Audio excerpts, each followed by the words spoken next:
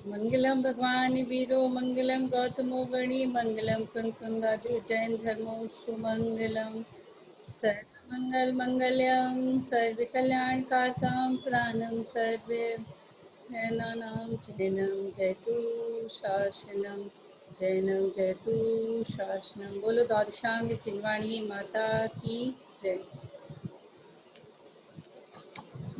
पिछली दो क्लासों में जैन सिद्धांत जैनागम के बारे में हम सभी ने पढ़ा। आज हम पढ़ेंगे जैनाचार क्या है। आचार विचार जैसे कहते हैं ना कि जैन आचार क्या है, जैनियों के लक्षण क्या हैं, कि वो कौन से लक्षण हैं जिससे जैनियों की पहचान की जाती है।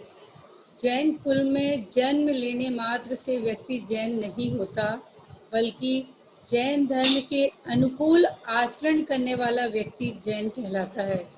जो व्यक्ति जैनाचार का पालन करता है उसके जीवन का विकास होता है। और इस पाठ के माध्यम से हम आज की क्लास में उस जैनाचार के स्वरूप का वर्णन पढ़ेंगे कि क्या है वो जैनाचार। जैनाचार यानी जैन श्रावक की पहचान के वो लक्षण, वो चिन्ह कौन से हैं जिससे जैनियों की पहचान की जाती है। तो सर्वप्रथम 3 लक्षण आचार्यों ने बोले हुए हैं जैनाचार में। सबसे पहला है प्रतिदिन देव दर्शन, दूसरा है रात्रि भोजन का त्याग और तीसरा है पानी छानकर पीना। ये 3 लक्षण आचार्यों ने जैनियों के लक्षण कहें, चिन्ह कहें या जैनाचार कहें, ये 3 चिन्ह विशेष हैं। में ये तीनों चिन्ह विशेष पाए जाते हैं वो जैनी श्रावक कहलाए जाते हैं। महावीर कह गए सभी से महावीर कह गए सभी से कि जैनी वह कहलाएगा दिन में भोजन छान के पानी और नित्य जनालय जाएगा। जैनी कौन कहलाएगा कि दिन में भोजन छान के पानी और नित्य जनालय जाएगा। रात्रि में इस तरह 3 चिन्ह। तो आज हम 3 चिन्हों का वर्णन करेंगे। सबसे पहला है देव दर्शन, यानी भगवंतों के दर्शन करना, कि वो भगवान कैसे होना चाहिए, किनके दर्शन करना चाहिए। तो वो भगवान क्या होना चाहिए, सुदेव होना चाहिए, कुदेव आदि नहीं होना चाहिए। सुदेव ग्रंथ की पहचान क्या होती है, सुदेव गुरु की पहचान क्या होती है, सुदेव देव की पहचान क्या होती है, कि जो वीतरागी सर्वज्ञ और हितोपदेशी होते हैं वो कहलाते हैं सुदेव। जिनके जीवन में वीतरागता आई है, जिनके जीवन में सर्वज्ञता आई है और जिनके जीवन में हितोपदेशता आई है, वो कहलाते हैं ऐसे सर्वज्ञ देव, वीतरागी देव, जिनका देव दर्शन नित्य प्रति दर्शन करना चाहिए। वीतरागी देव दर्शन करने से क्या होता है कि जीवन भर के संचित पापों का नष्ट हो जाता है। कि आप नित्य प्रति यदि भगवान के दर्शन करते हैं तो आपके जीवन में प्रतिदिन इतने पाप लगते हैं। यदि उसको कहते हैं ना ठीक विधि से किया जाने वाला देव दर्शन फलदायी होता है। कितने संचित कर्मों का आपके फल को क्या कर देता है, नष्ट कर देता है। पाप कर्म को नष्ट कर देता है यदि ठीक विधि से आपने दर्शन किए हों। तो देव दर्शन की क्या सामान्यता कहते हैं कि प्रमुख कर्तव्य, आचार्यों ने देव दर्शन को प्रमुख कर्तव्य बताया है श्रावक का। कि जिनेंद्र की प्रतिमा को सबसे पहले तो श्रद्धा पूर्वक विनय पूर्वक नमन करना, प्रतिमा को श्रद्धा पूर्वक नमन करना, उनके निर्मल परिणामों से अपने गुणानुवाद, उनका गुणा अपनी मुखाग्र बिंदु से भगवंतों का गुणानुवाद करना देव सही मायने में देव दर्शन कहलाता है। देव दर्शन से पूर्व जन्म के उपार्जित पाप नष्ट हो जाते हैं। सारे पूर्व जन्मों में जितने भी पाप कर्म किए हैं, कहते हैं यदि सही विधि से देव दर्शन किया जाए तो सही विधि से किया हुआ देव दर्शन से पूर्व उपार्जित सभी कर्म नष्ट हो जाते हैं। जिनेंद्र भगवान की प्रतिमा क्या होती है, एक दर्पण के समान होती है। जैसे हम अपने दर्पण में चेहरा देखते हैं तो हमें कोई भी दाग धब्बा नजर आता है तो उसको क्या करते हैं, ठीक करने की कोशिश करते हैं। उसी तरह भगवंतों की मूर्ति देखकर हमें अपने अंदर राग द्वेष कषाय आदि परिणामों को निरखना चाहिए और उन्हें दूर करने का प्रयास करना चाहिए। ये तो है देव दर्शन के सही मामले में दर्शन करना।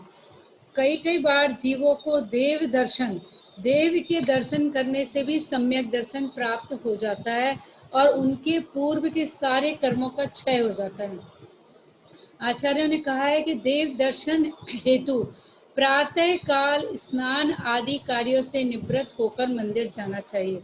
सबसे पहला कार्य क्या बताया देव दर्शन का कि प्रातः काल समय प्रातः काल ही जाना चाहिए। मंदिर पहुंचकर मंदिर की देहरी को हाथ लगाकर नमस्कार करके प्रवेश करते हुए 3 बार निस्सही निस्सही निस्सही बोलना चाहिए। निस्सही मतलब क्या कि सर्व सांसारिक भावों का निषेध, कि हे भगवान मैं आपके समूसरण में प्रवेश कर रही हूँ, जितने भी सांसारिक भाव हैं उनका इस धैर्य पर मैं निषेध करके जा रही हूँ। अंदर जितने समय तक रहूंगी कोई सांसारिक भाव मेरे अंदर परिणति में नहीं चलेंगे। भगवंतों के सामने खड़े होकर भगवान की मूर्ति को निहार कर णमोकार मंत्र मंगल आदि पाठ पढ़कर 5 पुंज चढ़ाना चाहिए। सबसे महन क्या होता है कि पुंज चढ़ाने की विधि प्रॉपर नहीं होती है। भगवान के सामने अरहंत सिद्ध आचार्य उपाध्याय सर्व साधुभ्यो नमो यह कहकर 5 पुंज चढ़ाना चाहिए। बंद मुट्ठी में पुंज लेकर पहला पुंज सेंटर में अरहंत नमः, दूसरा पुंज उसके ठीक ऊपर सिद्ध नमः, फिर लेफ्ट हैंड साइड में आचार्य, राइट में उपाध्याय और नीचे साधुव्य। इस तरह 5 पुंज भगवान के सामने चढ़ाकर फिर विनय पूर्वक 3 परिक्रमा देनी चाहिए। जन्म जरा मृत्यु के विनाश के लिए, मिथ्या दर्शन मिथ्या ज्ञान मिथ्या चारित्र का विनाश हो, सम्यक दर्शन सम्यक ज्ञान सम्यक चारित्र की प्राप्ति हो। कई कारण आचार्यों ने बताए 3 परिक्रमा देने के। तो ये 3 परिक्रमा देने के बाद मंदिर में यदि जिनवाणी विराजमान है तो उसके सामने 4 पुंज चढ़ाना चाहिए। बताया ना, प्रथमम कर्णम चरणम और द्रव्यम नमः। प्रथमम कर्णम चरणम द्रव्यम नमः, लाइन से 4 पुंज चढ़ेंगे जिनवाणी के सामने, क्योंकि चारों ही अनियोग, कोई छोटा बड़ा नहीं है, चारों पुंज लाइन से चढ़ेंगे। और यदि कोई गुरु महाराज हमारे मंदिर में आए हुए हैं, पधराए हुए हैं, तो सम्यक दर्शन सम्यक ज्ञान सम्यक चारित्रव्यो नमः ऐसे 3 पुंज चढ़ाना चाहिए गुरु महाराज के सामने। इस तरह पुंज चढ़ाकर भगवान को कभी पीठ नहीं करना चाहिए। और भगवान को पीठ ना करते हुए मंदिर से गंदों तक लेते हुए मध्यमा और तर्जनी से 2 उंगलियों से उत्तम भाग पर गंदों तक लगाते हुए सूत्र जरूर बोलना चाहिए कि निर्मलम निर्मलीकरण पवित्र पाप नाशकम और जिन गंधोतकम बंदे अष्ट कर्म विनाशनम। सही मायने में देव दर्शन की इस तरह विधि करके दर्शन से इस प्रकार दर्शन करने से लाभ क्या होता है कि सम्यक दर्शन की प्राप्ति भी हो सकती है। अनेक उपवास का फल लगता है। सही मायने में देव दर्शन करते समय सही सही चीज सही कहते हैं ना, सही तरीके से सही ढंग से यदि देव दर्शन किया जाए तो अनेक उपवासों का फल लगता है। कर्मों की निर्जरा होती है और पुण्य का आश्रय होता है, कि पाप आश्रय से बच के जीव क्या करता है कि पुण्य आश्रय करता है। और मन की जितनी देर हम मंदिर में अंदर होते हैं, मन में हमारे अशुभ भाव होते हैं वो भी नष्ट हो जाते हैं। अशुभ भाव चलते नहीं मंदिर के अंदर, तो अशुभ भावों का भी नष्ट हो जाता है। देव दर्शन करते समय थोड़ी सी बातों का ध्यान रखना होता है कि करते समय ऐसे जगह ना खड़े हो कि पीछे किसी को बाधा हो रही हो दर्शन करते समय, क्योंकि आपके निमित्त से यदि किसी के आर्तरोध परिणाम हो रहे हैं, मीन्स आपके देव दर्शन की विधि सही नहीं है। तो हमेशा इस चीज का विशेष ध्यान रखें, इतना विनय रखें कि कोई पीछे खड़ा हुआ है तो इस तरह खड़े हों कि उसको भी भगवंतों के दर्शन हो। द्रव्य सामग्री उत्कृष्ट होनी चाहिए। हमेशा अपने घर से पुंज लेकर आना चाहिए। खाली हाथ मंदिर में कभी नहीं आना चाहिए। और जिनालय के बाहर पैर हाथ जरूर धोना चाहिए, पैर तो एटलीस्ट धोना ही चाहिए। ये कहलाती है देव दर्शन की विधि।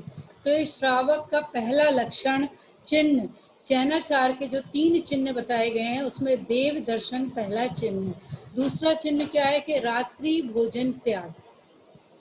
अब रात्रि भोजन त्याग में क्या आता है कि भोजन के सबसे पहले प्रकार पता होने चाहिए कि भोजन कितने प्रकार का है और कैसा कैसा हमें त्याग करना चाहिए। तो आचार्यों ने इसके 4 भेद कहे गए हैं, खाद, स्वाद, लेय और पेय। ये क्या है? आहार के 4 भेद हैं, खाद, स्वाद, लेय और पेय। खाद्य में क्या आता है कि दाल, चावल, रोटी, सब्जी आदि सारी खाद्य पदार्थ में आती है। स्वाद में क्या आती है? लौंग, इलायची, सौंफ आदि, ये सब स्वाद स्वाद आहार में आती है। ले आहार में क्या सामग्री आती है कि रबड़ी, लपसी, दही आदि ले आहार में आती है।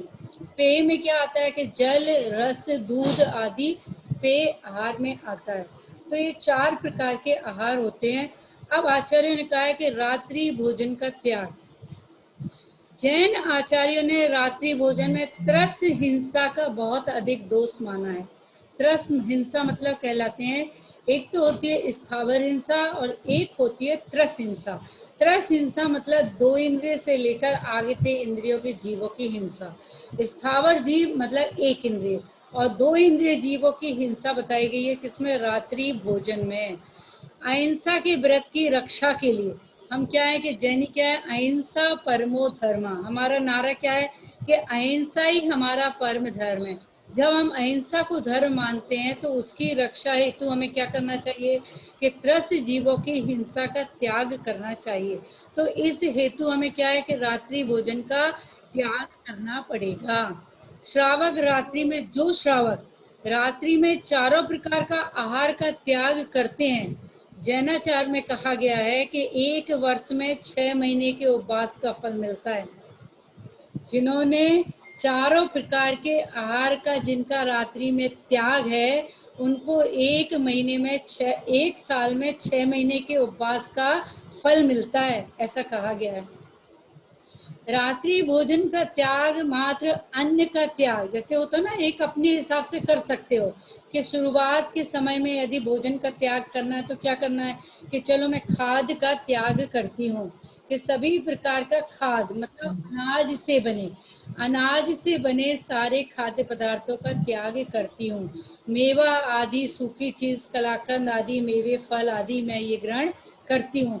हालांकि ये अनुचित कहा गया है, लेकिन फिर भी यदि शुरुआत की भूमिका में इस तरह से त्याग हम कर सकते हैं और उसको फिर आगे आगे बढ़ा सकते हैं। दिन का बना, देखो आचार्य ने क्या कहा, दिन का बना रात में भोजन करने से रात्रि भोजन का दोष तो लगता है, किंतु यदि रात में बना हुआ भोजन दिन में करते हो तो भी रात्रि भोजन का दोष लगता है। ये पॉइंट समझ में आया ना कि रात्रि में बना हुआ भोजन है और वो आप दिन में कर रहे हो तो भी आपको रात्रि भोजन का दोष लग रहा है, आचार्य ने कहा है। रात्रि भोजन का त्याग देखिए सभी संप्रदायों में मिलता है। वैष्णव संप्रदाय में भी आचार्य कहते हैं कि चत्वारी नरकम द्वारम, प्रथम रात्रि भोजनम। 4 नरक के द्वार हैं। अन्य अन्य मतों में ये बताया गया है कि 4 नरक के द्वार हैं और उसमें पहला दरवाजा रात्रि भोजन करने वाले का है।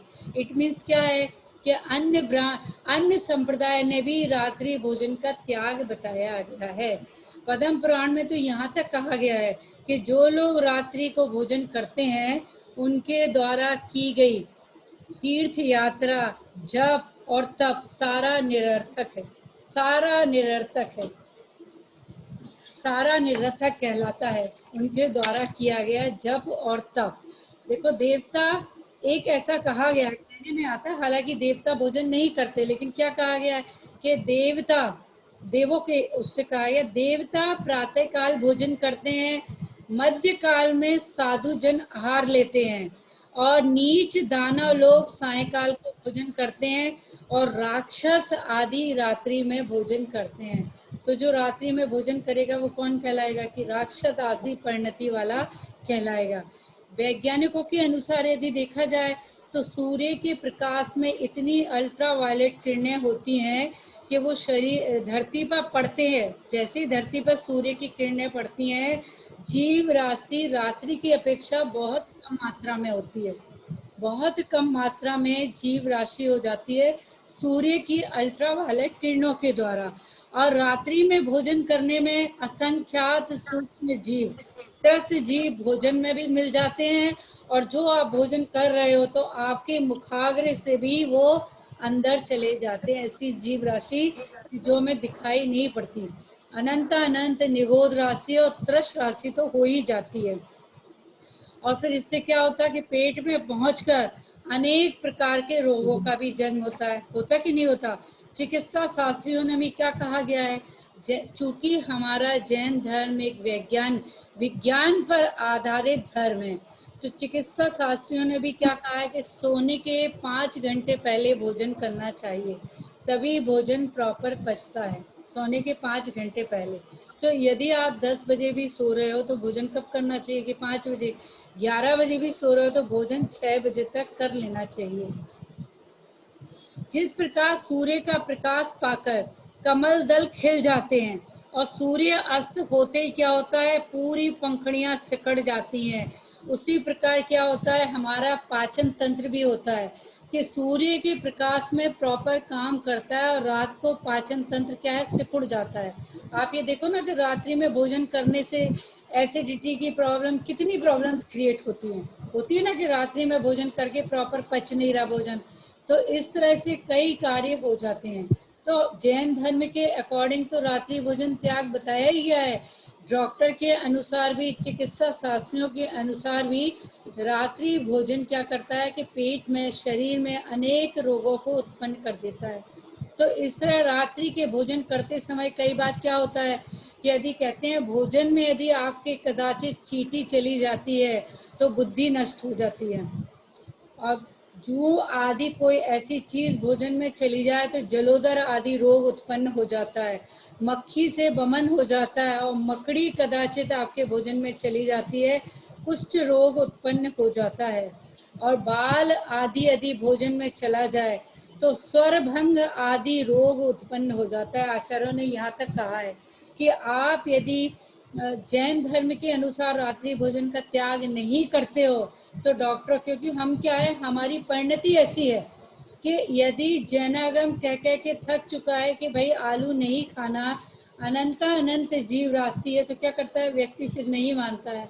और एक व्यक्ति को जब शुगर हो जाती है और डॉक्टर सबसे पहले क्या बंद करवाता है कि सबसे पहले कहता है आलू में सबसे ज्यादा शुगर है, उसको बंद करो, और वो व्यक्ति जल्दी बंद कर देता है। तो डॉक्टर का कहना हम बड़ी आसानी से मान लेते हैं, और वही बात यदि हमारी जिनवाणी कहती है तो हमें आसानी से विश्वास नहीं होता, क्योंकि हमें जिनवाणी पे उतनी विश्वास नहीं है ना, श्रद्धा नहीं है। डॉक्टरों पे हमें पूरा विश्वास और श्रद्धा है कि ये हमारा शरीर का रोग ठीक कर देंगे, लेकिन जिनवाणी कहती ना, चिल्ला चिल्ला के कह रही है कि मेरी बात मानो, मैं तुम्हारे अंतर के सारे रोग ठीक कर दूंगी, जन्म जन्मांतर तक तुम निरोगी काया प्राप्त करोगे, जन्म जन्मांतर तक। तो हम उसके कहने पे विश्वास नहीं करते। इसका मतलब क्या है कि हमें देवशास्त्र गुरु की वाणी पर श्रद्धा नहीं है, विश्वास नहीं है, डॉक्टरों की बात पे विश्वास है। तो इस तरह आयुर्वेद ने भी कहा है, ये चिकित्सा शास्त्री और डॉक्टरों ने कहा, आयुर्वेद ने क्या कहा, शरीर में 3 चीजें होती हैं, शरीर में 3 धातुएं होती हैं, वात, पित्त और कफ। आप ये देखो, तीनों का बैलेंस बिगड़ता है तभी शरीर में बीमारियां आती हैं। आयुर्वेद कहता है रात्रि में क्या है, दिन में पित्त प्रधान रहता है और रात्रि में कफ प्रधान रहता है, कफ। और दिन में जो भोजन करता है वो पित्त का कार्य होता है पचाना। वैद्य लोग क्या कहते हैं, दिन में भोजन को औषधि का काम कहते हैं कि औषधि के रूप में कार्य करता है, पित्त आपको पचाता है। रात्रि आदि में भोजन करने से वो कफ उतना पचाने में सम्मिलित नहीं होता और इनका बैलेंस बिगड़ जाता है, पित्त कफ का। और ये धातुओं का बैलेंस बिगड़ते ही शरीर में अनेक रोग उत्पन्न हो जाते हैं। तो कई प्रकार से रात्रि भोजन में उत्पन्न पाप आदि की क्रियाएं भी बताई गई हैं। शरीर क्या हो जाता है, अल्पायु वाला, रोगी हो जाता है। रात्रि भोजन करने वाले जीव को अनेक रोग ग्रसित हो जाते हैं, ये गारंटी है। और उसका रिजल्ट क्या होता है कि अगले भाव में वो नीच कुल में उत्पन्न भी होता है। इस भाव में तो वो ग्रसित होता ही है बीमारी से, अगले भाव में नीच कुल में ग्रसित होता है। तो दूसरा लक्षण क्या है, रात्रि भोजन का त्याग। जीवन में रात्रि भोजन का त्याग नहीं हो पाता, कोशिश करना चाहिए कम से कम अनाज से बनी चीजों का सेवन मैं नहीं करूं। और यदि वो भी नहीं होता तो कोशिश ये होना चाहिए, अष्टमी चतुर्दशी आदि पर्व आ रहे हैं, अष्टानी का पर्व, पर्युषण पर्व, ऐसे पर्वों पर तो कम से कम रात्रि भोजन का त्याग करना ही चाहिए। तीसरा आता है जल छानकर पीना। तीसरा जैनियों का लक्षण है पानी छानकर पीना। जल की मर्यादा, अब पानी छानने की मर्यादा, कितनी मर्यादा है, कैसे पानी छानना चाहिए, कितना समय बाद पानी फिर से अनछना हो जाता है, इसके बारे में हम बात करेंगे। जल की मर्यादा, सामान्यतः हमने यदि जल छान लिया, एक मोटे कपड़े से यदि छल छान लेते हैं, उसकी मर्यादा 48 मिनट तक रहती है। सामान्य छने हुए जल की मर्यादा 48 मिनट तक रहती है।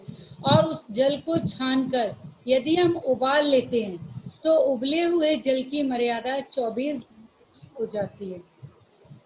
कितने घंटे की? 24 घंटे की। तो आज आपने यदि जल छान के उबाला, कल तक उपयोग कर सकते हो उस छने हुए जल को।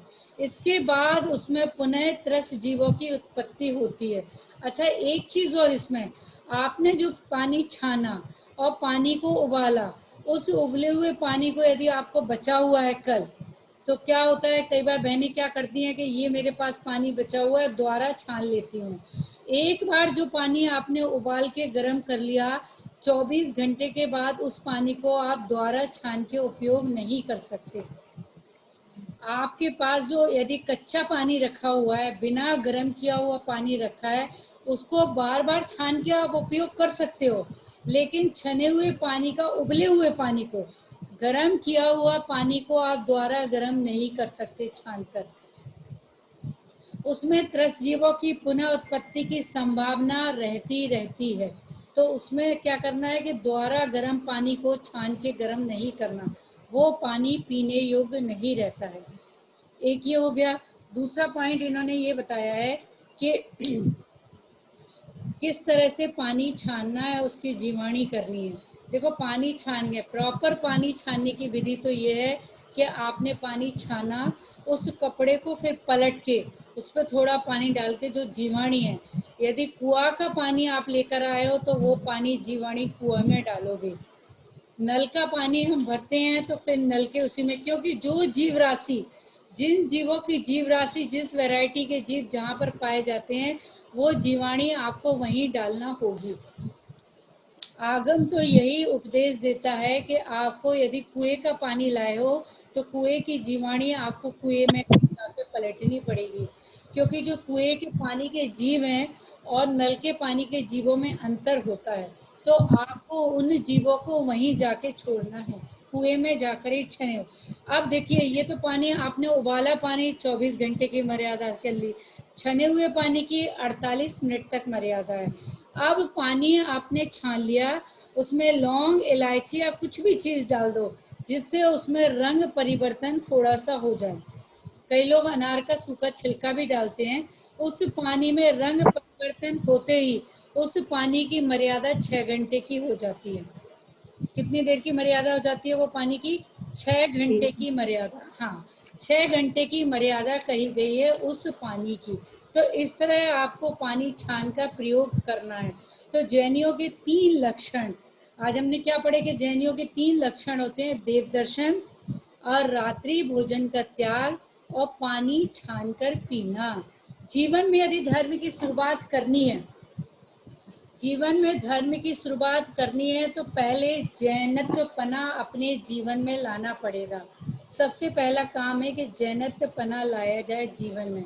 जब तक जैनत्व पना हमारे जीवन में नहीं आएगा, हम धर्म के मार्ग पर चल ही नहीं सकते। कहते ना, अभी बताया ना कि जो रात्रि में भोजन करता है, कितना ही जप तप कर ले, उसको फल नहीं मिलेगा, फल उसको कुछ भी नहीं मिलने वाला। और आज हम जो धर्म कार्य करते हैं तो किसके लिए करते हैं? कि हमें पुण्य फल मिले या हमारा शुभ आश्रय हो। तो यदि हमारा सब इजुकल टू में जीरो बैलेंस बन रहा हो, तो फिर कि पाप की क्रियाएं हमारी 100% हो रही हैं और पुण्य की क्रियाएं हमारी कितनी हो रही हैं कि 10% हो रही हैं। तो आप ये देखो कि इजुकल टू में आपका क्या आया, पाप आया या पुण्य आया? क्या आया मनीता? पाप आया। क्या गया जीवन में? पाप ही गया ना। हाँ।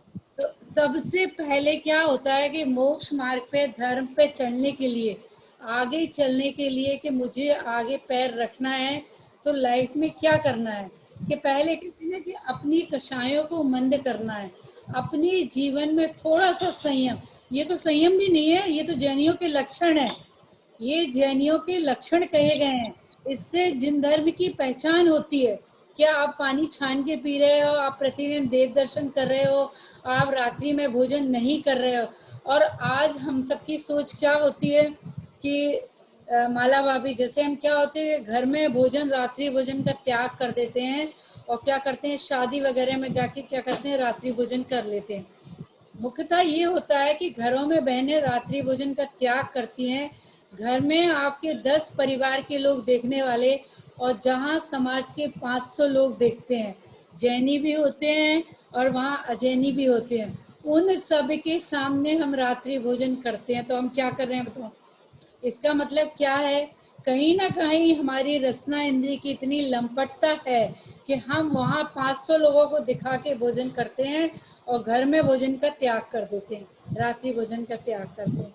तो क्या करना है कि अपनी रसना इंद्री को कंट्रोल करना है, रात्रि भोजन का त्याग। जब तक रात्रि भोजन के बारे में आप गहन अध्ययन सोच नहीं चलाओगे, कैसे पता है आचार्यों ने मांस खाने के बराबर बताया रात्रि भोजन में, कि आपके लार से, अनाज आपके लार से संपर्क में आता है, एक मांस के टुकड़े में जितने त्रस जीवों की उत्पत्ति होती है, उतने आपके एक ग्रास में त्रस जीवों की उत्पत्ति हो जाती है।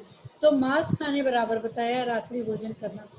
कम से कम जैन कुल में जन्म लिया है, तो ये सब चीजें, चिन्ह तो एटलीस्ट। और आज हम सबके इन तीनों चिन्हों के, देखिए, ना तो देव दर्शन में कट्टरता है, ना देव दर्शन में कट्टरता, कि आज मुझे यदि भगवान के दर्शन नहीं हुए, तो भगवान के सामने खड़े होकर मैं प्रतिदिन गाती हूँ कि तुम बिन मैं व्याकुल भई, जैसे जल बिन मीन। हे भगवान, दीपांका, तुम्हारे बिना कैसे व्याकुल रहती हूँ मैं, जैसे पानी के बिना मछली रहती है। कभी ऐसा होता है कि आज मेरे भगवान के दर्शन नहीं हुए, मैं मछली, बिना पानी के मछली जैसे तड़प रही है वैसे। और भगवान के सामने डेली जाके ये गाते हैं, गाते कि नहीं गाते, कि तुमिन में व्याकुल भयो जैसे जलमिन में। हे भगवान, आपके दर्शन के बिना मेरा मन ऐसा व्याकुल हो जाता है जैसे बिना पानी के मछली तड़पती है। अपने हृदय पे हाथ रख के सोचो, क्या ऐसा हो रहा है, या भगवान के सामने डेली जाकर झूठ बोल रहे हैं। बताओ, कभी सोचना चाहिए, इस चीज पे विचार करें कि मैं क्या कह रही हूँ, भगवान के सामने क्या बात कर रही हूँ, कि मायाचार कर रही हूँ भगवान के सामने खड़े होके, कि मन में कुछ और है, वचन में कुछ और है, काया में। तो देव दर्शन भी हमारा क्या है, नहीं सही मायने में हो रहा। रात्रि भोजन का त्याग भी नहीं है, छना हुआ जल भी। मैं कहती हूँ चलो उपयोग में 100% नहीं कर सकते, पर जीवन में शुरुआत तो करना चाहिए, कि अनछने पानी का जितना कम से कम प्रयोग हो उतना करें। कि चलो रसोई घर से शुरुआत करते हैं हम, कि आज हमारी रसोई घर में जितना भी हम उपयोग करेंगे भोजन बनाने में, वो छने पानी में उपयोग करेंगे। इससे तो हम शुरुआत कर सकते हैं, कि नहीं जी, हम, मैं, मेरे घर में तो आरओ लगा हुआ है और छना पानी आता है, ऐसा नहीं है। आचार्यों ने क्या कहा है, कि एक मोटे कपड़े से सूर्य का प्रकाश जिस कपड़े में ना आर पार हो सके, ऐसे कपड़े से छना हुआ पानी कहलाता है। तब वो जीव राशि रहित होता है वो पानी, कि ऐसे पानी से कम भोजन बनाने की प्रक्रिया तो मैं शुरुआत करूं। यदि जीवन में, देखिए, धर्म, आज हम सब लोग, तुम लोग सुनने के लिए उत्सुक हो, तो किस बात के लिए हो, कि जीवन में मुझे नॉलेज बढ़ाने के लिए ये सब चीजें सुननी है, या अपनी लाइफ में अप्लाई करना है। कभी ये भी हृदय पे सोचो, कि आज मैं ये सब चीजें सुन रही हूँ तो किस लिए सुन रही हूँ, कि मुझे अपनी लाइफ में इसको अप्लाई करना है। क्यों करना है, क्योंकि मुझे जैन धर्म अच्छा लग रहा है। अच्छा लग रहा है, सबसे पहले तो अच्छा लगना चाहिए, फिर लाइफ में अप्लाई करने की भावना होनी चाहिए। जब हम किसी से किसी डिश की रेसिपी पूछते हैं, तो अंतर में हमारी परिणति क्या होती है, कि मुझे इसको ट्राई करना है अपनी रसोई में, होता ना। तो आज यदि हम जिनवाणी का श्रवण करने के लिए बैठे हुए हैं, तो किस लिए बैठे हुए हैं, कि मुझे अपनी लाइफ में जिनवाणी में जो कही गई बातें हैं, मुझे अपनी लाइफ में अप्लाई करना है इन सब बातों को। देखो, इन सब बातों को अप्लाई करने के लिए यदि धर्म सुन रहे हो तो कार्यकारी है, अदरवाइज जिसे कहते हैं ना, नॉलेज बढ़ाने के लिए कभी जिनवाणी नहीं सुननी चाहिए। इससे क्या होगा कि पुण्य तो बंधेगा नहीं और पाप कर्म का संचय होगा। जिसे कहते हैं ना कि एक यदि बच्चा जिसको नहीं पता कि इस स्विच बोर्ड में करंट है और उसको करंट लग जाता है, तो भी आचार्य कहते हैं उसको पाप का बंध इतना नहीं होता। और जिसको पता है कि इसमें करंट लगा है और वो जानबूझ के उसमें उंगली लगाता है, वो ज्यादा महापापी कहलाता है। तो एक चीज यदि मुझे पता है कि जिन धर्म की अवहेलना नहीं करनी है, अवहेलना मतलब जिनवाणी सुन रहे हैं आप नॉलेज बढ़ाने के लिए, तो वो जिनवाणी सुनना नहीं है। जिनवाणी सुनना है मुझे उस मार्ग पे चलने के लिए, मुझे ये मार्ग अच्छा लगता है, मुझे जिनवाणी अच्छी लग रही है, मुझे लाइफ में ये अप्लाई करना है, मुझे इस मार्ग पे आगे बढ़ना है, तब तो हम सबकी जिनवाणी सुनना और पढ़ना सार्थकता है। अदरवाइज जैसे नॉवल और उपन्यास पढ़ते हैं और नॉलेज बढ़ाते हैं, इस तरह की नॉलेज बढ़ाना तो ये जीवन में सार्थकता नहीं है। जीवन में सार्थकता तभी पैदा हो सकती है कि देव शास्त्र गुरु के प्रति अटूट राग की परिणति होनी चाहिए। जिनवाणी को अपने शिरोधार्य हृदय में धारण करना चाहिए, कभी दिमाग में धारण नहीं करो, जिनवाणी को हृदय में धारण करो। जो बड़े लोग होते हैं ना, जिनकी बातें हमें हृदय में लगती हैं, जो बात हमें हृदय में घर कर जाती है, वो लाइफ में ऑटोमेटिकली अप्लाई हो जाती है। होती है नहीं होती है? कि जीवन में जब शादी होकर हम आते हैं तो दिल का रिश्ता जुड़ता है पति के साथ। दिमाग से जुड़ता है रिश्ता या दिल से जुड़ता है?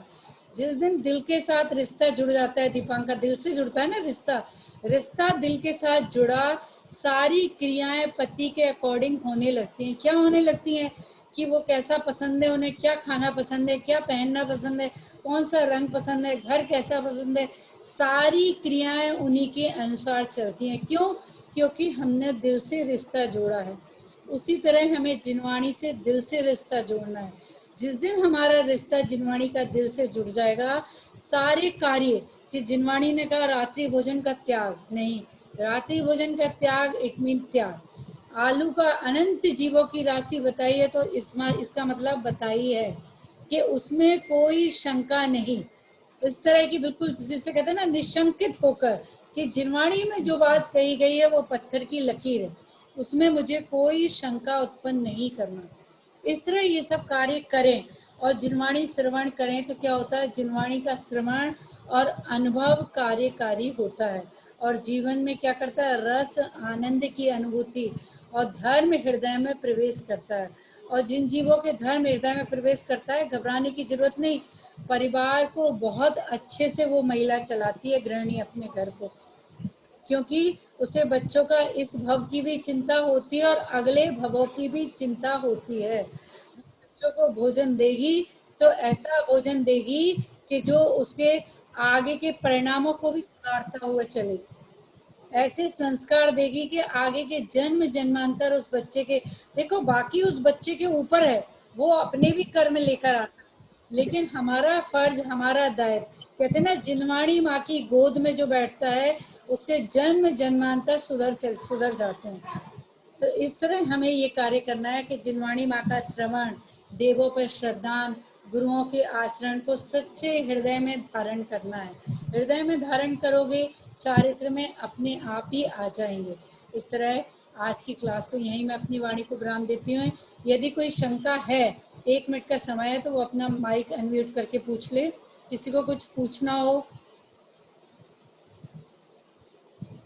मनीता माइक अनम्यूट करो। ठीक है भाभी। बोलो। भाभी, जो छना हुआ पानी होता है उसको आप प्लेन पानी हम उबाल के छानते हैं तो ज्यादा मर्यादा होती है, और कुछ डालते हैं तो कम मर्यादा होती है। आपने सबसे पहले तो पानी छाना और पानी को उबाल दे दिया, हाँ। 24 घंटे की मर्यादा है। और पानी में उबालने के बाद यदि उबाल